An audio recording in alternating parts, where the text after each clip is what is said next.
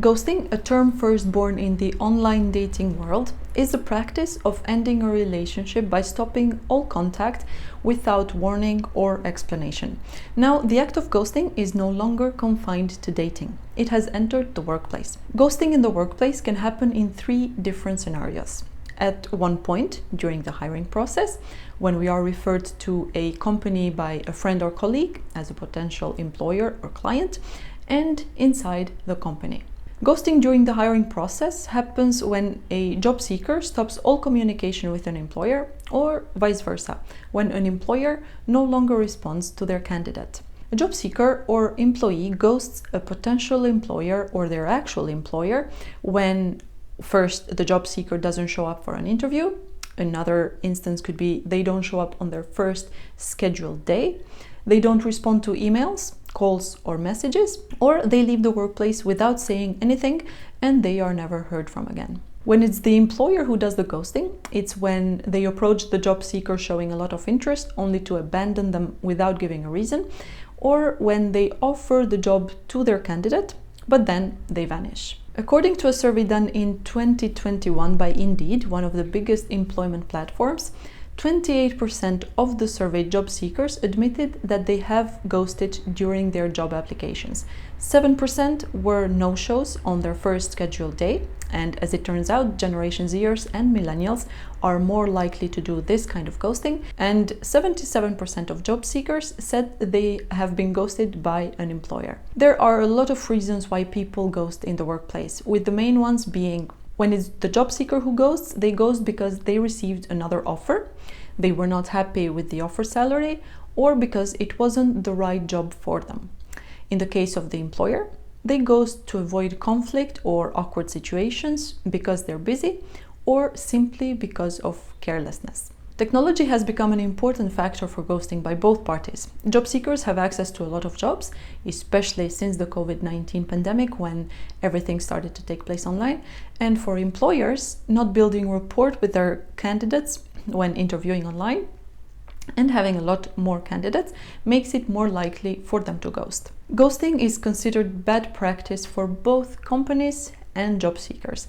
As statistics show, there are a lot of both companies and job seekers who do it, but when we happen to be on the receiving end, no one likes it. The bad news is that these statistics on ghosting in the workplace show that ghosting has become normalized. Another interesting fact that the Indeed survey reported is that 93% of employers are keeping records of ghosters. On the other hand, 54% of job seekers who have ghosted an employer said that they experienced repercussions. Ghosting someone, whether it is an employer or a job seeker, once a first contact has been made, is unprofessional. There is one phrase that can be found anywhere online and offline, which is that nobody owes you anything. While it's very helpful to be guided by this phrase in order to build our own life and not feel like we're entitled to anything, it is detrimental if taken to mean that no matter the scenario, nobody owes you anything. An explanation, an apology. If someone were to hurt us, they may see it as you are hurting and not I hurt you, justifying it as we are hurting because we misunderstood or because we are too sensitive or because of events in our past and not because of what they said or did.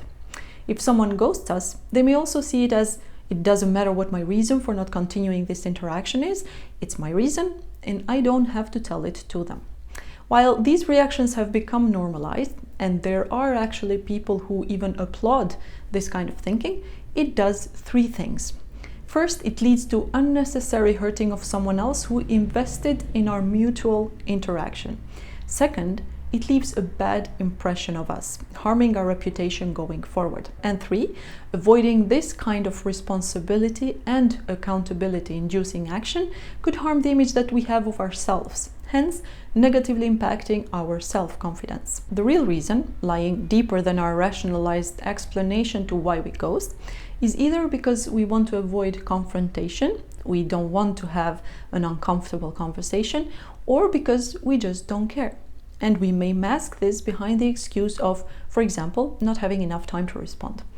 When we want to avoid confrontation or just uncomfortable situations and feelings, what we are really avoiding is situations that are for sure going to happen in the future. We cannot keep avoiding these situations forever, so we might just as well get comfortable with being uncomfortable at first until we learn how to respond to any particular situation, at which point we get comfortable with situations that at first were uncomfortable for us. Having the difficult conversations always makes us grow. So while we shouldn't go around creating uncomfortable situations, when we find ourselves in one that requires or benefits from our reaction, we should never escape it.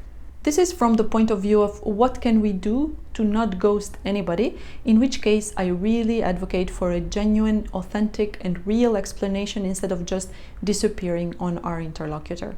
If we have a first interview set up, but something else comes up and it won't be possible for us to be at the interview, we can tell our interviewer exactly that. If during the hiring process we receive another offer that we are going to accept, again, we can just say that. In this way, we can show appreciation for the time that the employer has put in by actually taking the time to inform them of our decision. If upon accepting an offer we change our mind, or if we decide we want to leave our job, it's best to let our employer know, preferably stating our reason for doing so as well. Think about how it would help the job market if every job seeker and employee were to be honest with the reason why they don't go or stay with a particular employer. If it's the salary, the employer, especially if they had the same thing happen several times, would take the necessary steps to remedy it. If it's the environment that is not healthy, they would also know what to focus on.